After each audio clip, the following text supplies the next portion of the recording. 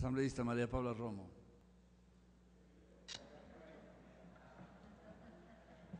Gracias, presidente. 30 segundos para referirme al tema con el que el asambleísta Velasco abrió su intervención.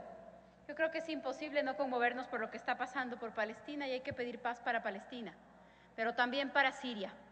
Y es una vergüenza que el Ecuador se haya abstenido de votar en la ONU cuando se condenó la violencia en Siria. Así que creo que hay que sumarse a todas las exigencias de paz para Palestina, pero esas se aplican exactamente igual para Siria. Y nos debe avergonzar como país la actitud que sobre ese tema el Ecuador tomó en las Naciones Unidas.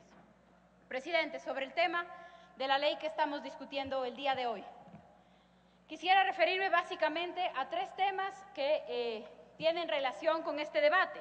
El uno es el bono de desarrollo humano, el otro es la reforma tributaria, que la ley es realmente una reforma tributaria, no hay una sola palabra sobre el bono y la ley.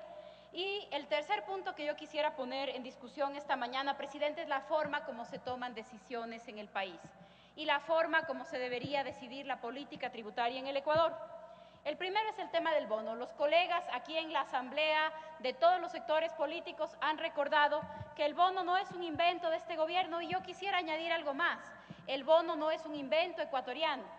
En América Latina al menos 18 países tienen políticas de transferencia de efectivo y al menos 7 tienen una política de transferencia de efectivo comparable con nuestro bono de desarrollo humano. Entonces, no es un invento del Ecuador, no es un invento de este gobierno. Las políticas de transferencia de efectivo son recomendadas por los organismos multilaterales de crédito, muchas veces criticados, pero son recomendadas como políticas que pueden servir en un primer momento, como aquí se inauguró el bono, para paliar una situación de extrema pobreza. Cuando en la crisis del sistema financiero el gobierno de ese entonces instauró el bono de desarrollo humano, los datos decían que 6 de cada 10 familias habían dejado comida al día. Lo que había que hacer entonces era dar una respuesta de emergencia para resolver las necesidades primarias de esas familias. Y eso fue el bono.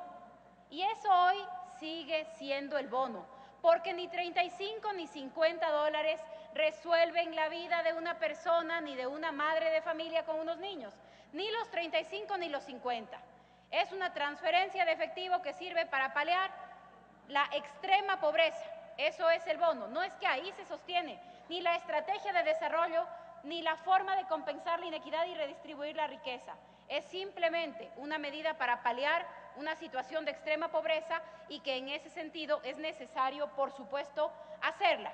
Las políticas de transferencia de efectivo, las políticas condicionadas de transferencia de efectivo sirven para eso.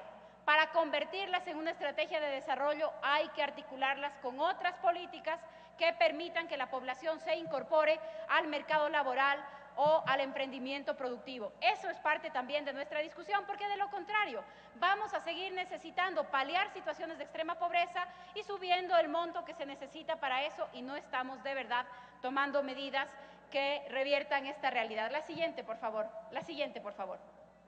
Hay distintos programas de transferencia.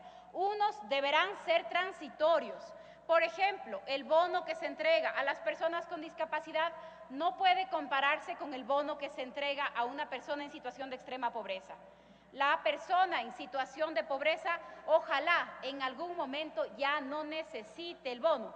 Eso es lo que deberíamos mostrar como resultado en combate a la pobreza. Y ahí hay una gran pregunta que ojalá pudiéramos respondernos. La siguiente, por favor. Este es un titular del Telégrafo que dice que el bono de desarrollo humano sacó de la pobreza a 940.050 ecuatorianos. En estos 5 años se ha duplicado el número de personas que reciben el bono, pero aquí sí debemos preguntarnos algo. Cuando decimos que le hemos sacado de la pobreza a un porcentaje de la población, ¿estamos diciendo que le estamos entregando el bono o de verdad que hemos logrado incorporarle al mercado laboral y al mercado productivo? Porque entregarle el bono es resolver una situación de emergencia, pero no es sacar a alguien de la pobreza. Una persona, un ecuatoriano, una madre de familia ecuatoriana, solamente saldrá de la pobreza cuando ya no necesite el bono, no porque le han dado el bono ni le han subido 5 dólares al bono. Entonces, ojo, que el bono no sirva para mejorar nuestras estadísticas, que el bono sea una política para articular el desarrollo. De lo contrario, solamente seguimos sometiéndonos a condiciones realmente precarias de subsistencia. Si calculamos la cantidad de personas que reciben el bono por el número de miembros de familia, significa que el 44%, casi la mitad de la población ecuatoriana, vive a expensas de esta transferencia mínima de efectivo. ¿Cómo un país con un gran momento de desarrollo económico puede mostrarse exitoso si la mitad de su población vive cubierta por esta transferencia de efectivo en lugar de por las mejores condiciones de empleo y de producción posibles? Pero como les decía, la ley no dice una palabra sobre el bono. ¿De qué habla la ley? Pasemos, por favor. La ley es una reforma tributaria aplicada a un sector del sistema financiero. La siguiente, por favor. Y por supuesto que hay que cobrar impuestos. Y por supuesto que hay que pagar impuestos. ¿Y los impuestos qué papel deben cumplir? La política tributaria no solamente sirve para recaudar dinero. La política tributaria debe promover la redistribución, estimular el empleo, la producción de bienes y servicios y conductas ecológicas, sociales y económicas responsables. ¿Quién dice eso? ¿Los multilaterales, el consenso de Washington, los banqueros? No, nuestra Constitución. La política tributaria no solamente es para recaudar dinero, provocar cierto tipo de conductas y cierto tipo de resultados en la economía. Con la Constitución evaluemos si estamos haciendo lo correcto, no con los intereses de ningún sector financiero, con la Constitución. Con la Constitución en la mano, entonces, pensemos de qué se trata esta reforma. Siguiente, por favor. Bueno, esta solo es una nota para preguntarnos cómo se toman las decisiones de la política tributaria. Siguiente, por favor. El porcentaje del anticipo se decide por decreto. Entre otras características, los tributos deben ser seguros. Hay un principio de legalidad. Yo debo saber cuánto voy a pagar. Por eso las exoneraciones están en la ley. Por eso los descuentos están en la ley. Por eso los porcentajes están en la ley. No los rangos, los porcentajes, porque entonces por decreto se decidiría en qué momento, qué banco paga o qué no. Eso, como incentivo de política, es un incentivo perverso. Imagínense la cantidad de intereses que están detrás de que un decreto marque el 1 o el 3% de anticipo de impuesto a la renta. Siguiente, por favor. ¿De qué se trata la reforma? Con las reformas no se cubre la totalidad del incremento que se ha propuesto del bono. En algún momento nos dijeron que el bono iba a servir para poder cubrir el incremento, que el impuesto iba a servir para poder cubrir el incremento.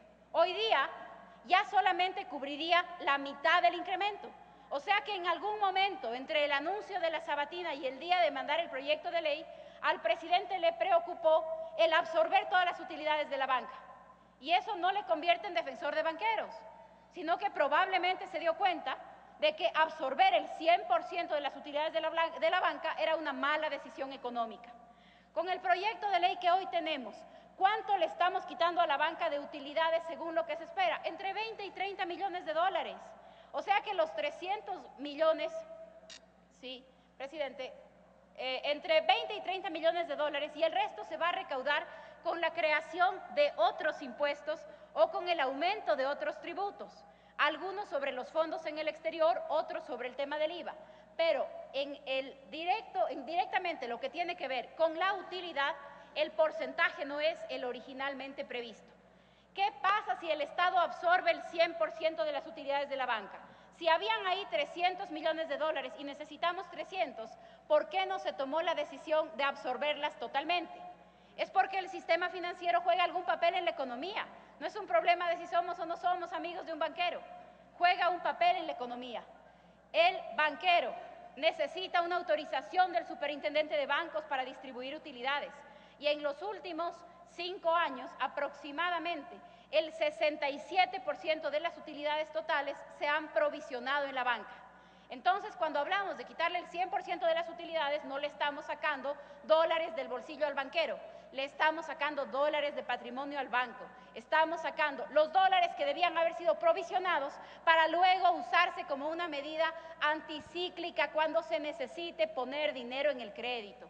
Ese es el primer problema, no es un problema de ser amigo de los banqueros, ese es el primer problema. Estamos restándonos posibilidades para aplicar políticas contracíclicas cuando así fuera necesario. El segundo, y otro dato más, los bancos tienen calificación A, AA, B, tienen calificación que se evalúa según su margen de utilidades y según su patrimonio. Con esta medida lo que estamos haciendo es golpear dos de los estándares según les califican. Terminó su tiempo, asambleísta. Enseguida, presidente, culmino. Dos de esas condiciones, entonces, podrían cerrar los créditos que los bancos reciben del exterior. Siguiente, por favor. Siguiente, por favor. Les he dicho ya que no se trata de defender esto. El IVA. Que el IVA no lo pague el consumidor, entonces pongámosle otro nombre, porque el IVA lo paga el consumidor. Hoy en el Ecuador están exonerados de IVA todos los bienes de la canasta básica y otro tipo de como los servicios básicos. Y entonces, ¿qué nos van a decir ahora? Que está exonerado de IVA el arroz porque le estamos haciendo un favor al tendero, al supermercado. El IVA es un impuesto que paga el consumidor. Y si no, cambiémosle de nombre, estamos haciendo otra cosa. Estamos distorsionando el sistema al ponerle el incremento sobre el IVA. Una diapositiva más, presidente, y enseguida he terminado. Sobre el sigilo bancario.